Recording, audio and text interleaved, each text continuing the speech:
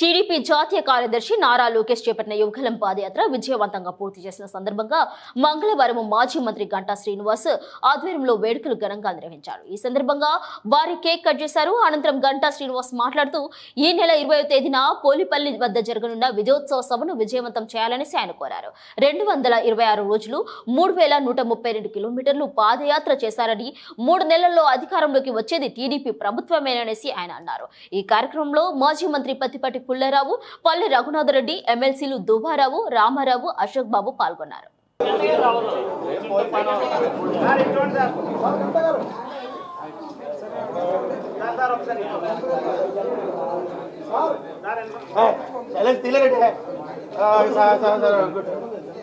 అయ్యా రికార్డ్ అవుతుంది audio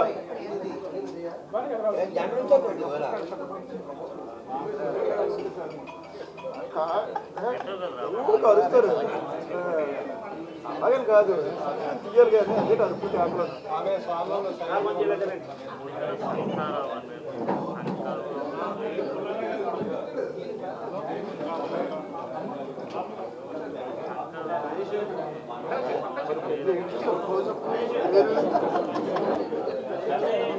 sir అలా పెట్టండి సార్ ఇలా చూడండి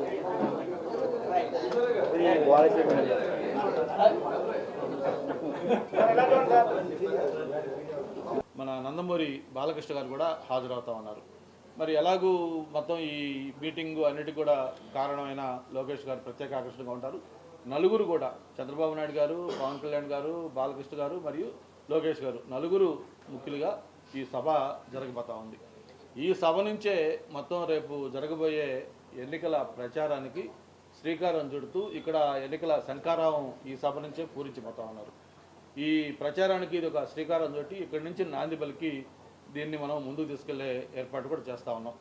2013 ఎన్నికలకు ముందు 14 ఎన్నికలు జరిగినప్పుడు చంద్రబాబు నాయుడు గారు కూడా మీకోసం పాదయాత్ర సేమ్ అగనంపొడి అక్కడ కంక్లూడ్ చేసి ఇంజనీరింగ్ కాలేజ్ గ్రౌండ్స్లో మీటింగ్ పెట్టుకొని 2014 ఎన్నికల్లో ఘన విజయం సాధించాం.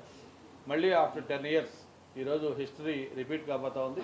లోకేష్ గారి నాయకత్వంలో యువగళం కంప్లీట్ చేసుకొని అక్కడ సేమ్ ఏదైతే ఎక్కడ చంద్రబాబు నాయుడు గారు ముగింపు చేశామో దాని పక్కనే దీన్ని కూడా ముగింపు చేసుకున్నాం. మళ్ళీ రేపు ఇక్కడే మీటింగ్ కూడా పెట్టుకుంటా ఉన్నాం. అదే హిస్టరీ మళ్ళీ రిపీట్ కాబోతా ఉంది.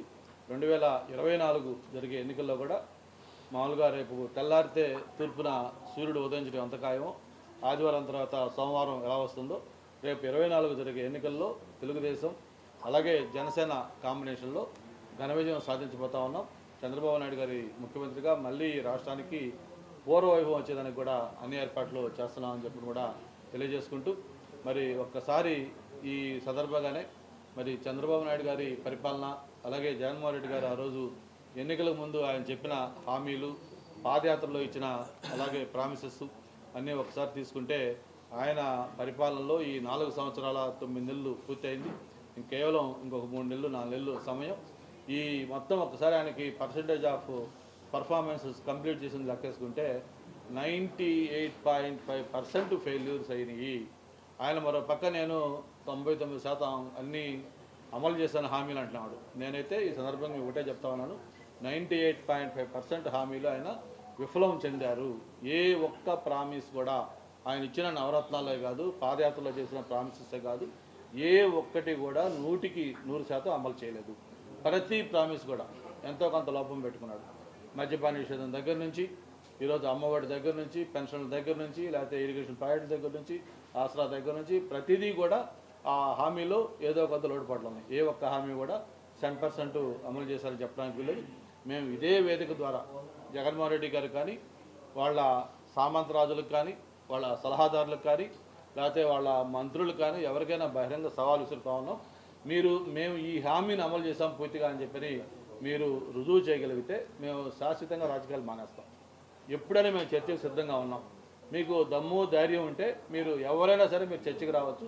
మేము ఈ మద్యపాన నిషేధం, లేకపోతే మేము ఈ అమ్మఒడి, లేకపోతే మేము ఈ ఇరిగేషన్ ప్రాజెక్టు మేము ఇది కంప్లీట్ చేసామని మీరు ఒక్కటంటే ఒకటి మీ హయాంలో మీరు శంకుస్థాపన చేసి, మీరు పూర్తి చేసి, మీరు ప్రారంభోత్సవం చేసిన కార్యక్రమం ఏదైనా ఉంటే ఒక్కటంటే ఒకటి చూపిస్తే మేము ఏ శిక్షకైనా సిద్ధంగా ఉన్నామని చెప్పని తెలియజేసుకుంటూ